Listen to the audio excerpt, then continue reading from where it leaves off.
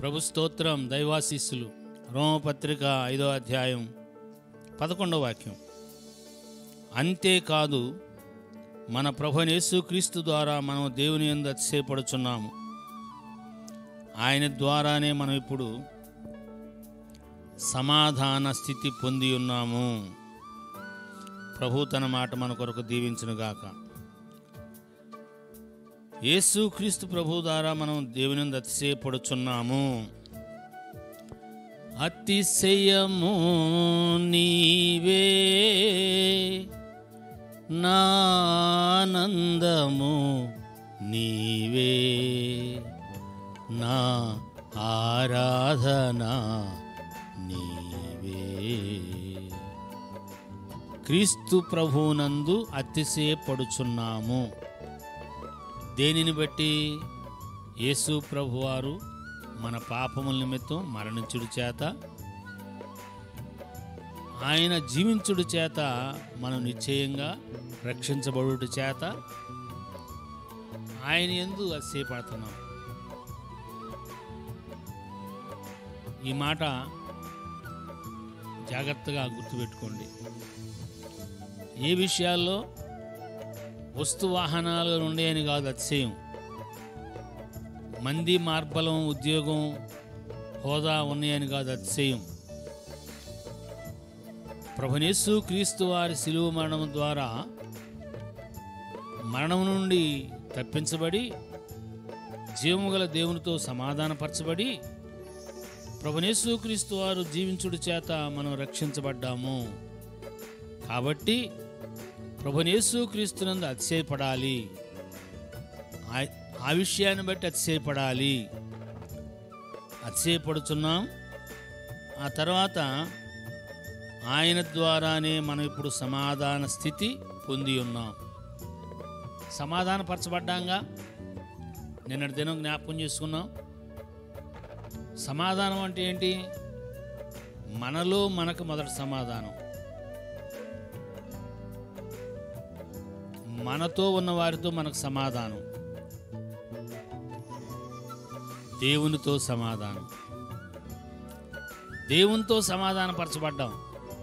స్తోత్రం. మనతో ఉన్నవారితో సమాధానం.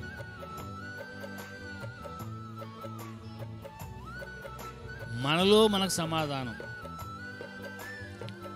మనము దేవుని ఎదుట మన హృదయాన్ని సమ్మతిపరుచుకోవాలి. ఏ విషయాల్లో కూడా మన హృదయం మన మీద దోషారోపణ చేయటం లేదు అనే స్థితిగా మనం మన హృదయాన్ని సమ్మతిపరుచుకోవాలి. అంటే మన హృదయాన్ని సమాధానపరుచుకోవాలి. అంటే మనలో మనకు సమాధానం కలిగి ఉండాలి. నెక్స్ట్ కుటుంబం అయితే భార్యతో భర్తతో భార్య, బిడ్డల విషయాల్లో కూడా సమాధాన పరిస్థితి కలిగి ఉండాలి. చుట్టుపక్కల సమాజంలో సమాధాన స్థితి పొంది ఉండాలి. సాధ్యమైతే మనుషులందరితో సమాధానంగా ఉండమని భక్త పౌలు గారే ఈ పత్రికలో తెలియజేస్తారు. దేవుని పిల్లలారా, మనతో మనకు సమాధానం, మనలో మనకు సమాధానం, మనతో ఉన్నవారితో మనకు సమాధానం, దేవునితో సమాధానం. యేసుక్రీస్తు ప్రభు ద్వారా దేవునితో సమాధానం మనం సమాధానపరచబడ్డాం. No doubt. ఇప్పుడు మనతో ఉన్న వారితో మనలో సమాధానం మనం కలిగి ఉండాలని ఆత్మ ద్వారా హెచ్చరించబడుతున్నాం. అది సాధ్యమే. ఎలా? యేసుక్రీస్తు ప్రభువారి శిలువ మరణం ద్వారా.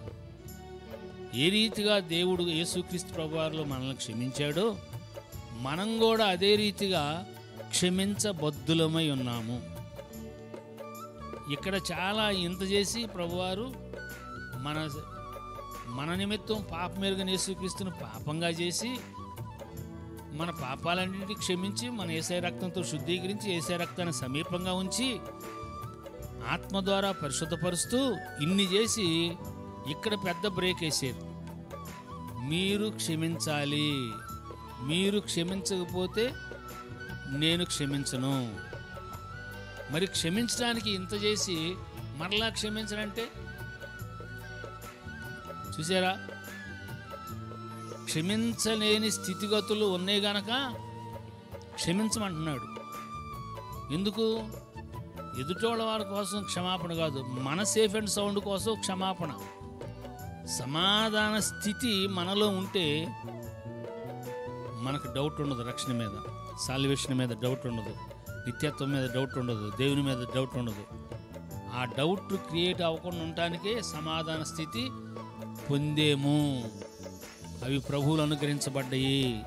ఈ సత్యం అర్థం అన్నట్లుగా ఆత్మదేవుడు మన హృదయాల్లో ఈ సత్యాన్ని విప్పునుగాక. Thank you and God bless you.